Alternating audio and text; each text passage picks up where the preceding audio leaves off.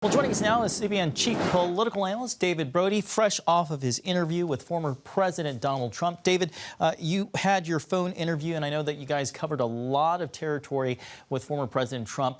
I think the biggest question that may be out there, though, is about 2024. Did he hint that he's ready for another run?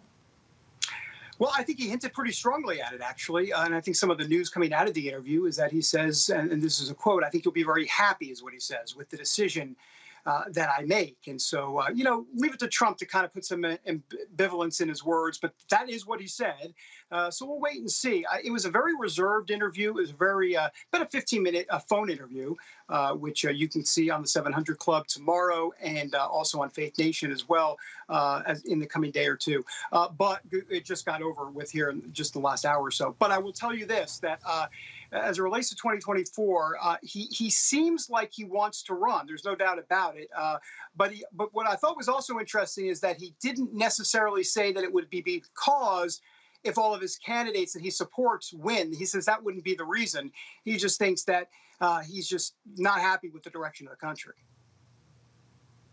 Oh, yeah, David, the Western Conservative Summit wrapped up over the weekend. Florida Governor Ron DeSantis beat Donald Trump in its 2024 GOP straw poll.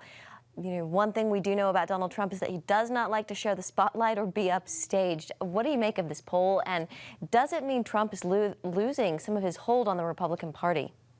Well, it doesn't surprise me, the poll. I mean, Ron DeSantis is the golden child right now in Republican politics. I actually asked Donald Trump about Ron DeSantis. I was curious to see if he would maybe, as they say, diss him a little, but he didn't. As a matter of fact, he said he thinks what Ron DeSantis is doing in Florida is amazing, is great. And then he kind of dissed him a little bit by saying, and I helped him with his poll numbers, and he'll remember that, something along those lines. So leave it to Donald Trump to kind of get a little jab in there. But he said many kind words for Ron DeSantis. But look, I think it does kind of make you wonder what's going to happen in the future. I mean, if Trump gets into the race in 2024, is there enough room in the race for DeSantis and Trump?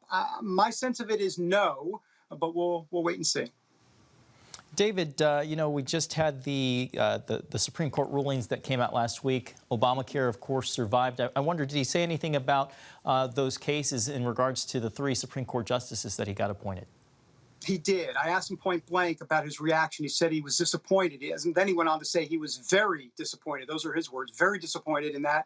And that he said he worked very hard to get them confirmed. Both, he's talking about Amy Coney Barrett and Brett Kavanaugh. And then I followed up by asking him any second or misgivings or any second thoughts about picking them. And he said, no, really, I can't even go there at this point. It's a little too early. So that's kind of where he's at on both ACB and Brett Kavanaugh. Yeah.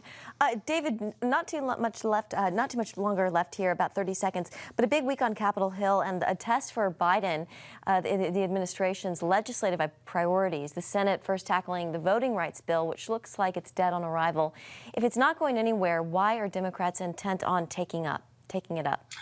Well, I think they want to make this a campaign issue, 2022, and they're going to get people, a lot of times it's not just so much whether or not legislation passes or not, it's whether or not they actually take the vote and get people, senators, congressmen, on record as to where they stand. And then at that point, you make hay, politically at least, in 2022 against certain congressmen and politicians.